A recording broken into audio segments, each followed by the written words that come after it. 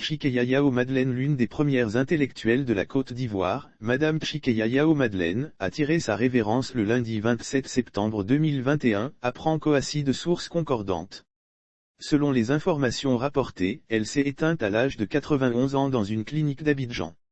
Madeleine Chikeya est une ancienne femme politique et une femme d'affaires ivoirienne. Elle est la première femme diplômée de l'École nationale d'administration de la Côte d'Ivoire, d'où elle est sortie major de sa promotion en option diplomatie. Alors que dans les années 1930, on mariait des filles de 15 ans à des adultes bien établis, son père préfère mettre sa fille unique sur les bancs de l'école. Ce faisant, son père était la risée de son entourage. En 1961, après des études à Montpellier, alors qu'elle s'apprêtait à embrasser une carrière d'enseignante, elle tente et réussit brillamment le concours d'entrée à l'ENA de Côte d'Ivoire. En 1965, elle sort major de la première promotion du cycle supérieur de l'ENA, option diplomatie. Elle est donc la première femme énarque de Côte d'Ivoire. Madeleine Chikeya se prédestinait à une carrière d'ambassadrice.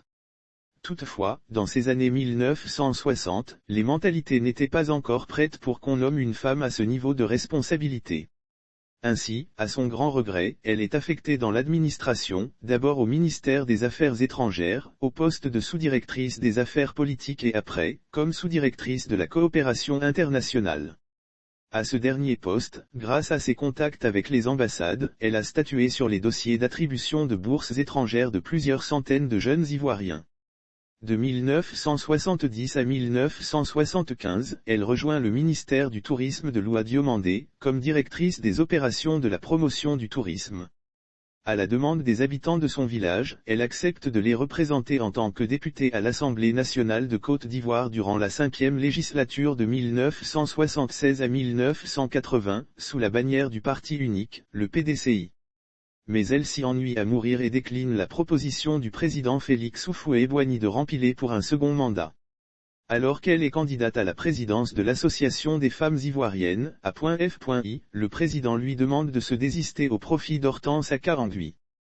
Ne voulant plus travailler dans l'administration, Madeleine Chikeya propose ses services auprès de plusieurs entreprises de la place.